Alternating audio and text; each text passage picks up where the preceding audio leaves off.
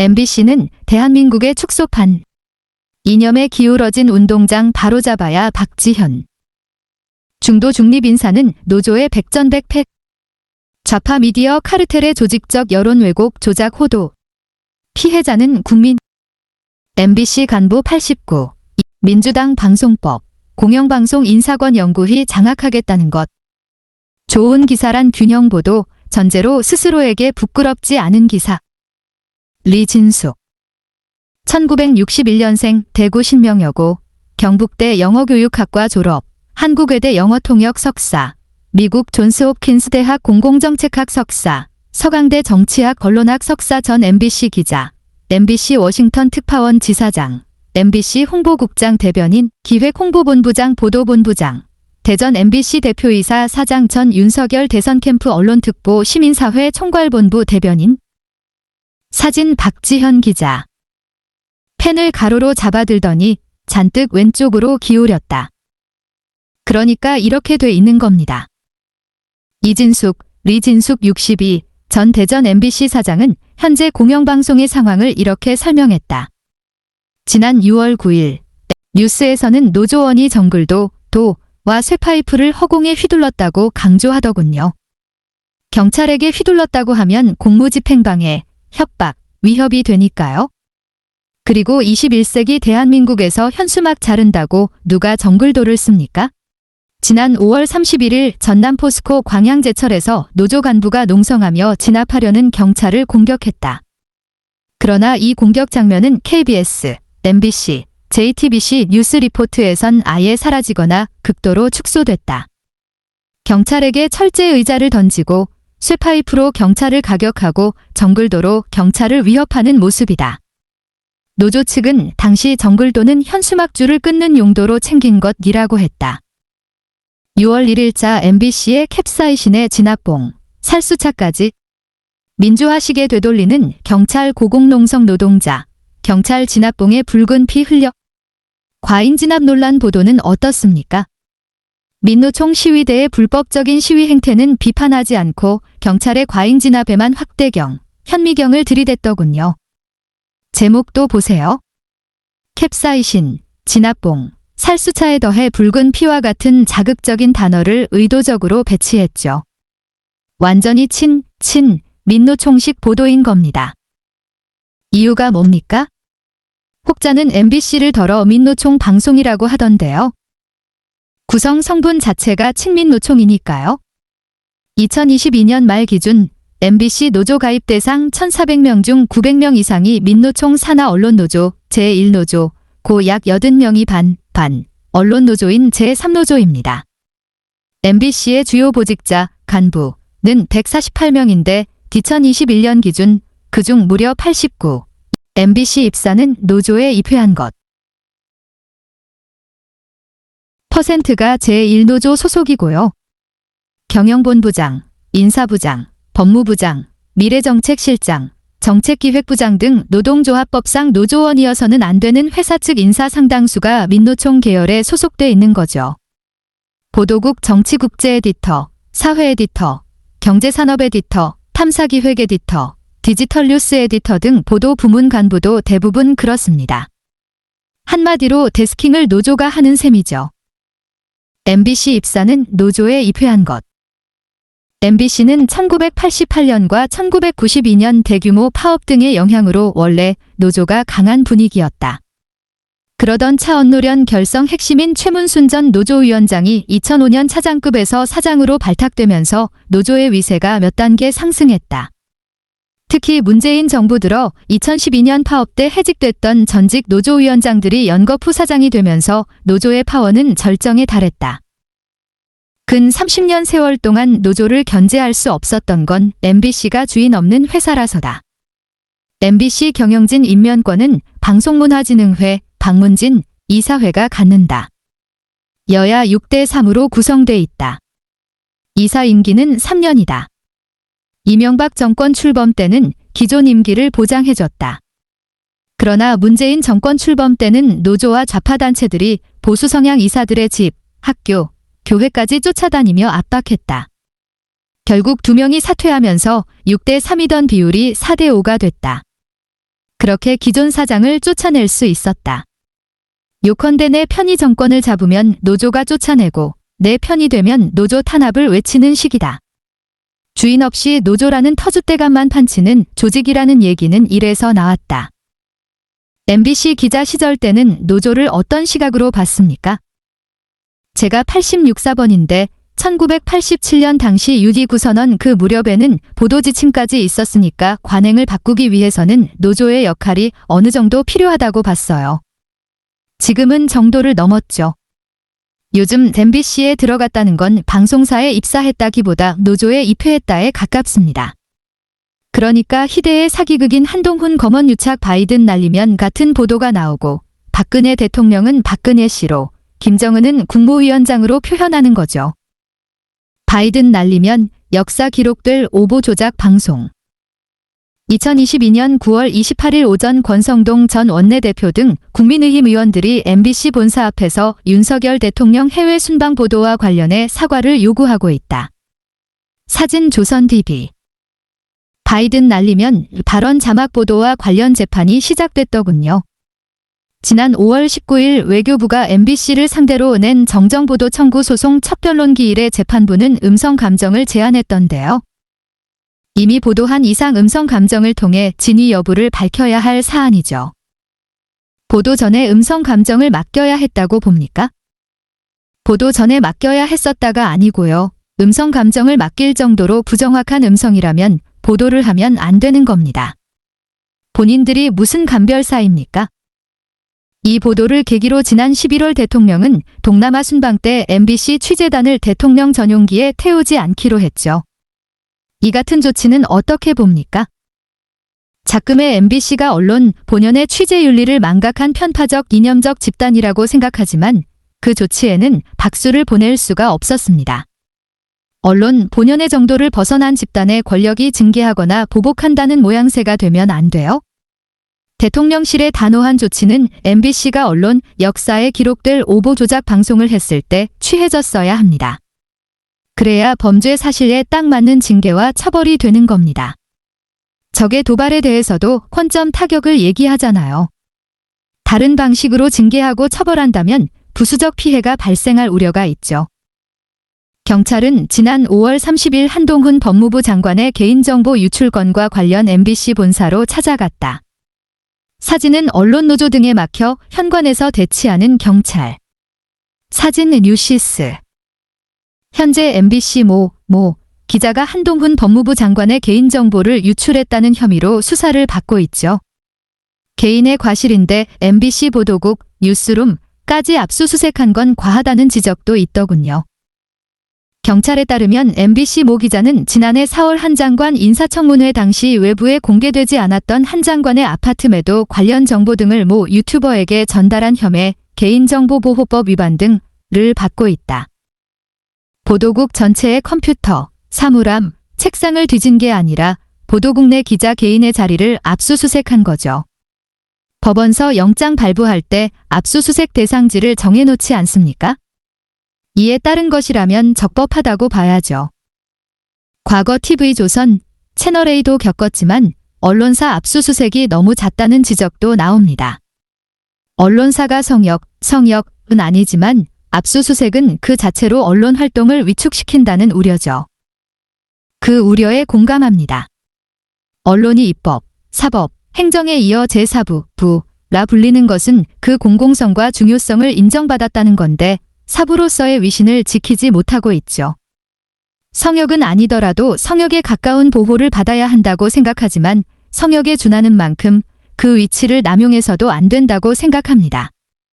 입법, 행정, 사법부라고 완전한 면책특권을 갖는 게 아니니 언론도 예외가 돼서는 안 되는 거죠. 남용이 있을 때는 제어가 반드시 필요하고 그 제어가 결국 언론 환경을 보호하는 기능도 하지 않겠습니까? 공고한 좌파 미디어 카르텔. 이진숙 전 대전 MBC 사장은 나라가 나라다우려면 여론이 중요한데 지금은 좌편향된 언론이 이를 왜곡, 조작, 호도하며 건강한 여론 형성을 방해하고 있다고 했다. 사진 박지현 기자. 한겨레 등에서는 미국의 예시를 들어 이번 사안을 비판하더군요. 언론 선진국인 미국에서는 언론사 압수수색이 1980년 이후에는 한 번도 없었다면서요. 그건 미국 언론사들이 어느 정도 자체적인 선진화를 구축한 게 서로 맞물렸기 때문에 가능한 겁니다. 채널A 압수수색 때와는 온도차가 다르다는 말도 나옵니다. 언론 탄압이라는 목소리가 유독 크다는 건데요. 채널A 사건은 희대의 사기극이었고 이번 건은 범죄 혐의가 있는 개인정보 유출 건인데 채널A 압수수색 당시 이동재 기자는 아무런 말도 하지 않았지만 지금은 기자 본인이 속옷서랍이라는 선정적인 단어를 쓰며 부당함을 호소하고 있죠. 지원 사격해주는 곳도 많고요. 한편 기자 압수수색과 관련 언론 탄압이라는 보도를 쏟아내고 있는 한겨레는 앞서 지난 2020년 4월 28일자 협박 등 범죄 연루 의혹. 채널A 언론 탄압으로 보는 건 무리라는 제하의 기사에서는 이렇게 썼었다. 상략. 그동안 언론 탄압 논란이 일었던 사례를 보면 검찰과 경찰, 공안기관이 정부 정책의 비판적인 언론의 보도와 관련해 취재 내용과 경위를 밝히기 위해 벌인 압수수색이 대부분이었다. 2009년 MBC 압수수색이 대표적이다. 이명박 정부 당시 검찰은 미국산 소고기의 광우병 위험을 보도한 PD수첩 보도 내용을 문제 삼아 압수수색을 시도했다. 중략, 반면 이번 채널A 사례는 보도가 아니라 취재기자의 범죄 혐의와 관련해 압수수색이 이뤄진 것이라는 점에서 큰 차이가 있다. 이 전 사장은 나라가 나라다우려면 여론이 중요한데 지금은 좌편향된 언론이 이를 왜곡, 조작, 호도하며 건강한 여론 형성을 방해하고 있다고 했다. 좌파 미디어 카르텔은 상당히 공고히 형성돼 있습니다. 공영방송뿐만 아니라 신문과 뉴미디어도 마찬가지예요. 예컨대 민주당이 성명을 내면 한겨레, 경향신문, 미디어오늘, 미디어스, 기자협회보, PD저널, 민중이소리, 프레시안, 오마이뉴스 등이 받았습니다. 특히 미디어오늘은 최대 주주가 전국언론노동조합 43. 중도 중립인사는 노조의 백전백패. 기울어진 운동장의 피해자는 누구입니까? 시청자고 국민이죠. 그들을 피해자라고 할 수 있습니까? 결국 본인 선택으로 보고 듣는 건데요. 방송이란 건 습관입니다. 내용이 뭐 이래? 하면서도 어제 봤던 거 또 봅니다. 물론 시청자는 본인의 선택이라 생각하지만 자신도 모르게 습관처럼 보던 채널을 트는 거예요. 신문이나 잡지도 마찬가지예요. 보던 거 보는 겁니다. 기울어진 운동장은 누가 바로잡아야 합니까? 언론사입니까? 시청자입니까? 정치인입니까? 공영방송의 경우는 정치인이 바로잡을 수밖에 없습니다. 거기 인사를 어디서 합니까? 우리나라는 지상파 방송 3사와 4개 종합편성 채널, 그리고 2개 보도 전문 채널만이 뉴스 편성이 가능한데 이 중 KBS, MBC는 공영방송이고 YTN과 연합뉴스TV는 정부가 직간접적으로 영향을 미치는 구조예요. 현재 민주당이 정파로부터 독립이 요구되는 방통위원 자리에 민주당 스피커 역할을 했던 민주언론시민연합, 민언련 출신 최민희 전 의원을 추천했지 않습니까? 이는 상징성이 굉장히 큽니다. 우리는 이런 사람을 원한다를 전면에 보여준 거예요. 보수에서는 최민희 전 의원을 능가할 정도의 투사가 필요한 겁니다. 안 그러면 바로잡을 수가 없어요. 보수 정권에서 보수 인사를 앉히면 정권 교체기 때 충돌이 되풀이되는 것 아닙니까? 중도 중립적인 인물을 기용하는 게 맞지 않습니까? 이상적인 말이지만 현실과는 거리가 있습니다. 중도 중립. 말은 좋아요. 한데 지금 상황에서 그런 인물을 선임하면 백전백패입니다. 과거 중립적이고 상당히 신사적인 두 분이 MBC 사장으로 간 적이 있습니다. 민노총 언론노조가 소위 말해 찜쪄 먹었습니다. 노조에게 휘둘려서 사장 노릇을 못했어요. 공영방송, 박문진, 방통위, 대통령실홍보수석, 문체부 등에는 지금까지 민노총 언론노조가 해왔던 불공정 보도를 바로잡을 수 있는 인물이 가야 합니다. 처벌단죄, 징계로 지금까지 저지른 해악을 바로잡은 다음에 중도 중립을 말해야 합니다. 애초에 기울어진 운동장을 바로잡아야 하는 이유는 뭡니까? 예전에는 채널이 소수였다지만 OTT, 온라인 동영상 서비스 등 방송 플랫폼과 개인 채널까지 증가하면서 시청자들의 취사 선택권이 다양해진 상황인데 그냥 자연 도태되도록 두면 안 됩니까? 민영방송이라면 그래도 되지만 공영방송은 그래선 안 됩니다. 국민 세금과 공공재원이 들어가기 때문입니다. 우리 모두 관여할 문제예요. 사기업이라면 당연히 경영을 못해서 망하면 그냥 두면 되죠. 민주당의 인사저수지. 2023년 3월 22일 오전 TV조선 재승인 심사 의혹 관련 한상혁 전 방송통신위원장이 서울 도봉구 서울북부지검의 피의자 신분으로 출석하는 모습. 사진 조선TV. 이 전 사장은 이명박 정부 시절 김재철 전 MBC 사장 아래서 홍보국장과 기획홍보본부장을, 박근혜 정부 시절에는 MBC 보도본부장과 대전 MBC 사장을 지냈다. 과거 대전 MBC 사장이던 시절 MBC는 기울어진 운동장이 아니었습니까? 그땐 노골적으로 친정부식 보도를 하지 않았죠. 그렇게 할 수도 없었고요. 친민노총 인물들이 그와 관련한 아이템을 제안하거나 기사를 써왔을 때 그걸 교정하고 균형 잡는 역할만 해도 버거웠거든요. 타사의 편향 보도도 포함해서요. 예컨대 2014년 KBS의 문창극 총리 후보자 왜곡 보도 논란이 있었죠. 당시 MBC 임원회의에서 강력히 주장했습니다. 이건 악마의 편집이다. MBC에서는 전체 영상을 다 보여주자. 그게 사실 보도 아닙니까? 그래서 전체 영상이 나갔죠. 잘못된 걸 바로잡는 걸 기울어졌다고 한다면 할 말이 없습니다. 지난 2014년 6월 11일 저녁 9시 KBS 뉴스는 문 후보자가 교회 강연에서 일제 식민 지배와 이어진 남북 분단이 하나님의 뜻이란 취지의 발언을 한 사실이 확인됐다고 보도했다. 당시 강연 취지는 우리 민족은 고난을 겪었지만 시련을 이기고 지금 기회의 나라가 됐다는 거였다. 차기 방통위원장으로 내정된 이동관 대통령실 대외협력특보는 어떻게 봅니까? 기울어진 운동장을 바로잡을 적임자라 봅니까? 이 특보가 적임자인지는 인사권자가 판단할 일이죠. 전임 한상혁 전 방통위원장은 TV조선 재승인 고액 감점 의혹으로 불구속 기소된 상태다.